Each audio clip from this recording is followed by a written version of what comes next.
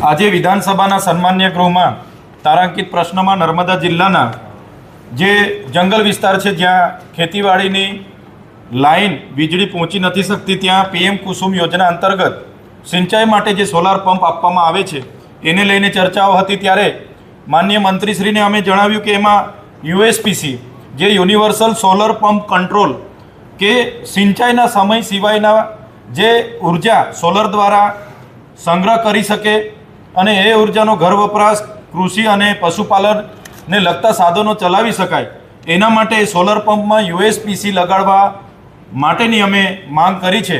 માનનીય વડાપ્રધાનશ્રીએ અગાઉ પણ એમની મન કી બાતમાં આ વાત મૂકી હતી અને રાજસ્થાનમાં પોતે એ ડેમો પણ એમણે જોયો છે। ત્યારે ગુજરાતમાં ખેડૂતોને યુએસપીસી લગાડીને સોલર પંપ આપવામાં આવે એની વાત કરી છે। બીજું કે જે પણ સોલર પંપ પૂરી પાડવા માટે એમ્પેનલ થયેલા વેન્ડરો છે એ વેન્ડરોના માત્ર એડ્રેસ એ લોકો આપી દે છે।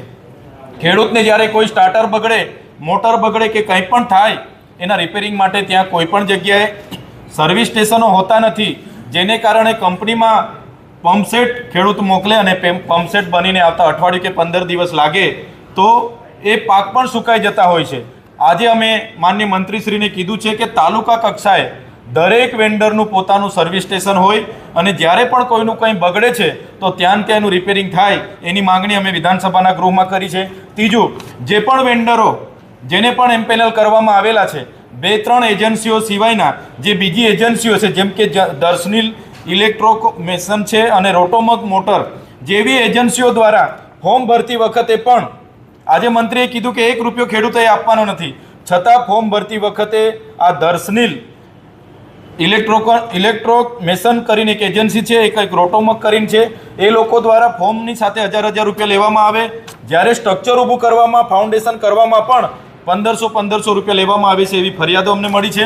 એ જ પ્રકારે જે એસ્ટિમેટ પ્રમાણે 300 ફૂટ મોટર બોરની અંદર ઉતરવાની માટેની જોગવાઈ છે, ત્યારે આ કંપનીઓ 200 મીટર 210 ફૂટ કે 230 ફૂટ 250 ફૂટ અમુક કંપનીઓ ઉતારીને મોટર અદ્ધર લટકાવીને જતી રહેતી હોય છે, જેના કારણે 1-2 કલાક જ સિંચાઈનું પાણી ચાલે અને મોટર બંધ થઈ જતી હોય છે।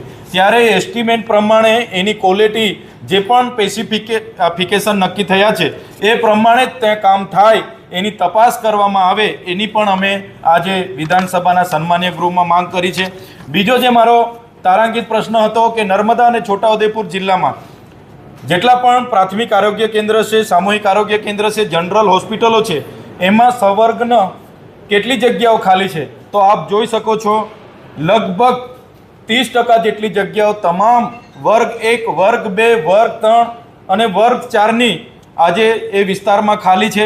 એ જ પ્રકારે અમે આરોગ્યમાં જ્યારે આ વર્ષે પણ 25,000 કરોડથી વધુ બજેટ ફળવાયું છે, અમે આરોગ્યમાં આટલું મોટું બજેટ હોય તો અમે PMJY અંતર્ગત નર્મદા અને છોટાઉદેપુર જિલ્લામાં કેટલા કાર્ડ ધારકોને એમાં લાભ આપવામાં આવ્યો એની પણ માહિતી માંગી છે। ત્યારે નર્મદામાં એમણે કીધું કે નર્મદામાં છેલ્લા 2 વર્ષમાં 30 કરોડની સારવાર હેઠળ જોગવાઈ કરવામાં આવી અને છોટાઉદેપુરમાં 47.21 કરોડની છેલ્લા 2 વર્ષમાં જોગવાઈ કરવામાં આવી।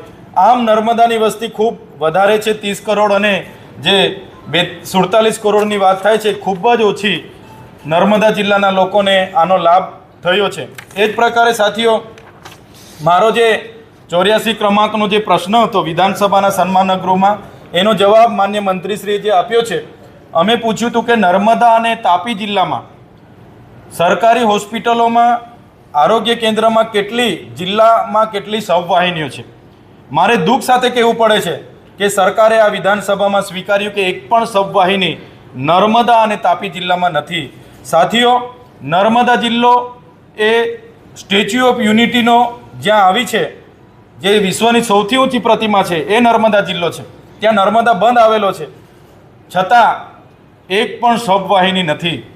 કોઈનું મૃત્યુ થાય છે એને લઈ જવા માટે ટ્રેક્ટરના ડાલામાં બેસાડી નાખીને લઈ જવું પડે છે, પિકઅપના ડાલામાં લઈ જવું પડે છે, ક્યાંક ને ક્યાંક ઝોલીમાં લઈ જવું પડે છે। આ સ્ટેચ્યુ ઓફ યુનિટીના નર્મદા જિલ્લાની વરવી વાસ્તવિકતા છે। એટલે આજે સરકારે ખૂબ સહજતાથી સ્વીકારી લીધું કે એક પણ સબવાહિની અમે હજુ પૂરી પાડી શક્યા નથી।